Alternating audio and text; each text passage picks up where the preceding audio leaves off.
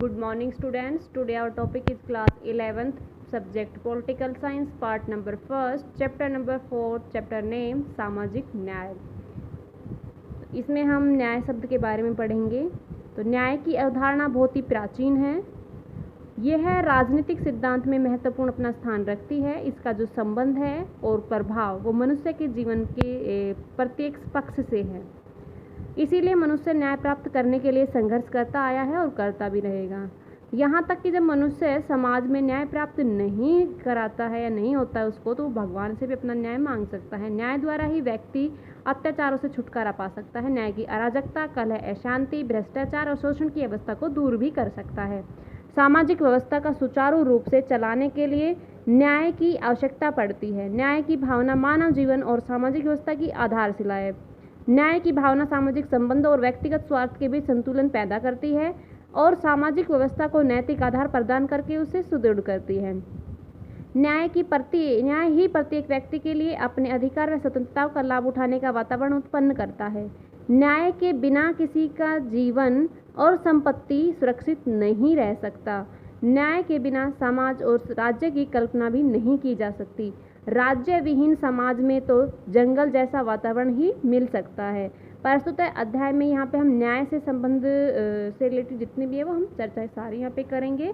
तो सबसे पहले जो टॉपिक होगा वो न्याय का अर्थ और परिभाषाओं का होगा। तो न्याय का यहाँ पे मैं आपको अर्थ बता देती हूँ कि न्याय जो है वो अंग्रेजी भाषा के जस्टिस,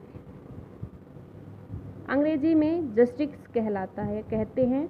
जस्टिस शब्द लैटिन भाषा के शब्द जस से बना है जिसका अर्थ है बंधन या बांधना।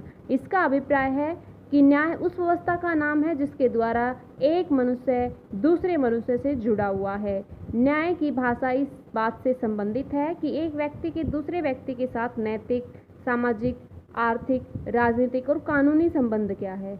आधुनिक न्याय शास्त्र में न्याय का अर्थ सामाजिक जीवन की उस व्यवस्था से है जिसमें व्यक्तित्व अधिकारों का सामाजिक कल्याण के साथ समन्वय स्थापित किया गया हो। न्याय की कुछ यहाँ पे परिभाषाएं मैं आपको बताऊंगी, जिसमें पहली परिभाषा जो होगी वो सालमंड के अनुसार होगी कि न्याय का अर्थ प्रत्येक व्यक्ति को उसका भाग प्रदान करना है। प्लेटो के अनुसार न्याय वह गुण है जो अन्य गुणों के मध्य सामंजस्य स्थापित करता है। डी राफेल के अनुसार न्याय उस व्यवस्था का नाम है जिसके द्वारा व्यक्तिगत अधिकारों की भी रक्षा होती है और समाज की मर्यादा भी बनी रहती है। अब यहाँ पे हम नेक्स्ट जो टॉपिक है वो है हमारा न्याय के आधारभूत तत्व क्या क्या है। तो आधारभूत जितने भी तत्व हैं इसमें 6 पॉइंट है जो कि मैंने यहाँ पे सारे पॉइंट रिटर्न किए हुए हैं।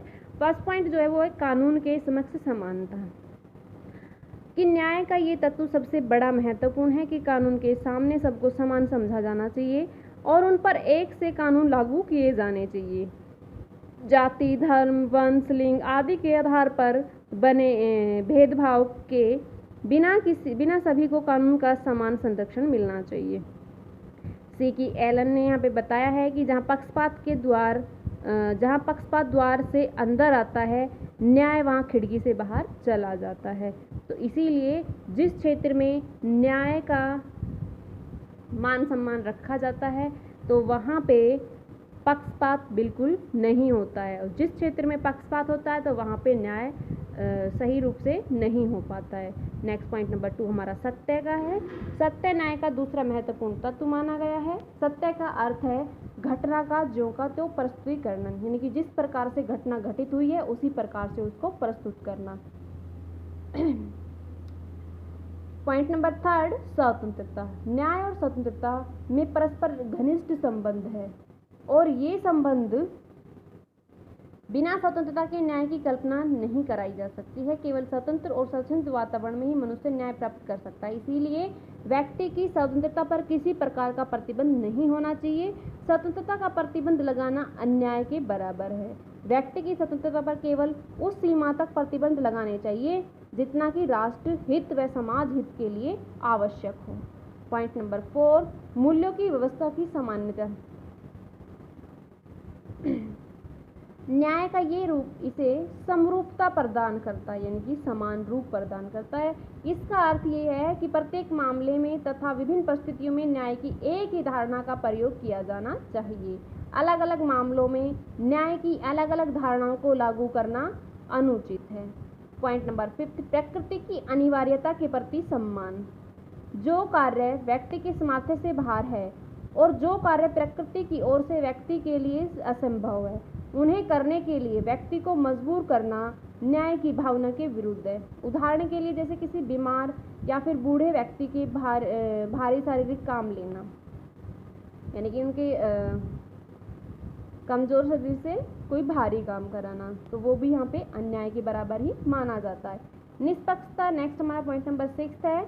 निष्पक्षता न्याय का सबसे एक अन्य महत्वपूर्ण तत्व माना गया। इससे अभिप्राय है कि व्यक्ति में किसी भी आधार पर भेदभाव नहीं किया जाता है। किसी भी व्यक्ति के साथ धर्म, जाति, वंश या लिंग के आधार पर पक्षपात नहीं किया जा सकता। इन आधारों पर भेदभाव करना भी अन्याय ही माना जाता है। सभी व्यक्ति कानून के सामने समान हैं, इसे न्याय का महत्वपूर्ण अंग भी माना गया है। इस संदर्भ में भी जो अर्नाल्ड बेस्ट ने कहा है कि स्वीकृत अवस्था के अंतर्गत जो सम्मान है उसके साथ समान व्यवहार होना चाहिए और समान परिस्थितियों में स्वेच्छाधारी ढंग से भेदभाव करना अन्याय के बराबर है। तो यहाँ पे स्थानीय, राष्ट्रीय या अंतर्राष्ट्रीय सभी क्षेत्रों में न्याय प्राप्त करने के लिए इन सभी आधारभूत तत्वों का पालन सभी को करना चाहिए। नेक्स्ट जो पॉइंट होगा, ये टॉपिक होगा, वो न्याय की अवधारणा की। ये न्याय की अवधारणा तो मैं आपको बता चुकी हूँ, तो ये आधारभूत तत्व, सॉरी। तो नेक्स्ट टॉपिक हमारा अवधारणा का होगा। तो अवधारणा के भी विभिन्न रूप हैं, यानी कि विभिन्न रूपों के बारे में मैं आपको बताती हूँ कौन कौन से इसके रूप हैं। तो प्राकृतिक न्याय, सामाजिक न्याय, राजनीतिक न्याय, धार्मिक न्याय, कानूनी न्याय और नैतिक न्याय। तो ये भी वही 6 पॉइंट है। तो इन 6 को हम नेक्स्ट वीडियो में पूरा डिटेल से करेंगे। सामाजिक न्याय के बारे में भी हम बताएंगे, क्योंकि हमारा इन सभी में से जो मोस्ट इम्पोर्टेंट पॉइंट होगा या अवधारणा होगी वो हमारी सामाजिक न्याय की होगी। तो इस अवधारणा के भी विभिन्न रूप दे रखे हैं जो कि अलग अलग प्रकार से हैं हमारे। तो इसमें बताती है जो प्राकृतिक न्याय है, इससे अभिप्राय उस न्याय से है जो कि प्राकृतिक नियम में औचित्य पर आधारित होता है। इतना ही नहीं, जो न्याय प्राकृतिक नियमों के अतिरिक्त निष्पक्षता, तर्कसंगतता, औचित्य तथा ईमानदारी पर आधारित हो, उसे भी प्राकृतिक न्याय का नाम देते हैं। प्राकृतिक न्याय को न्यायालय की भी मान्यता यहाँ पे दी गई है। जो कार्य प्राकृतिक न्याय के सिद्धांत के विरुद्ध हो उसे अवैध घोषित भी किया जा सकता है या कर देते हैं। यदि किसी व्यक्ति को अपना पक्ष प्रस्तुत करने का अवसर दिए बिना और कोई दंड दे दिया जाए तो उसे प्राकृतिक न्याय के सिद्धांत के विरुद्ध कहकर न्यायालय उसे रद्द कर देते हैं। सामाजिक न्याय, आधुनिक युग में सामाजिक और आर्थिक क्षेत्र में व्यक्ति को न्याय दिए जाने की भावना बहुत कमजोर पकड़ा है। सामाजिक न्याय राजनीतिक विज्ञान की एक नवीन अवधारणा के रूप में 20वीं शताब्दी में विकसित हुआ था। सामाजिक न्याय का उद्देश्य मुख्य रूप से समाज में पाई जाने वाली असमानताएं, भेदभाव और अन्याय को दूर करना था, ताकि सभी व्यक्ति अपने गुणों का विकास कर सकें, और सामाजिक न्याय की भावना ने समाजवाद को भी लोकप्रिय बनाया। नेक्स्ट थर्ड पॉइंट होगा हमारा राजनीतिक न्याय का।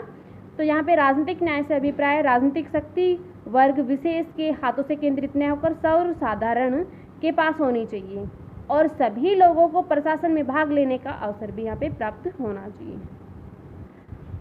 नेक्स्ट जो पॉइंट होगा वो होगा हमारा कानूनी न्याय। तो मैंने कानून के सामने समक्ष समानता का जो पॉइंट कराया था वो सेम आप यहाँ पे बता सकते हैं कि किसी के साथ भी जाति, रंग आदि का भेदभाव वहाँ पे नहीं करना चाहिए, बिना पक्षपात के वहाँ पे सभी को समान न्याय दिलाना चाहिए।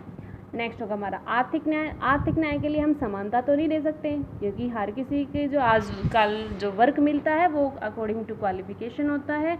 तो जो क्वालिफिकेशन जिस हिसाब से उसी हिसाब से या काम करने के घंटे के आधार से जो निश्चित किया गया है वो समान रूप से उन लोगों को देना चाहिए। नेक्स्ट पॉइंट होगा हमारा नैतिक न्याय का। संसार में कुछ नियम सर्वव्यापक, अपरिवर्तनशील और प्राकृतिक हैं। इनके अनुसार होने वाले आचरण व्यवहार ही नैतिक न्याय कहलाते हैं, जैसे सत्य बोलना, प्रतिज्ञा पालन, दया, सहानुभूतिपूर्ण व्यवहार, उदारता, क्षमा, ये सभी हमारे क्या हैं, ये हमारे नैतिक न्याय हैं। तो ये न्याय सभी को समान रूप से मिलने चाहिए। तो आज का जो होमवर्क होगा वो होगा आपका क्वेश्चन नंबर 1, न्याय का अर्थ व परिभाषा बताएं और न्याय के आधारभूत तत्वों का वर्णन कीजिए। क्वेश्चन नंबर 2 न्याय की अवधारणा के विभिन्न रूपों का वर्णन कीजिए। ये 2 क्वेश्चन हैं जो कि आपको कंप्लीट आपके नोट्स रेडी करने हैं और साथ साथ लर्न भी करना होगा। Thank you student.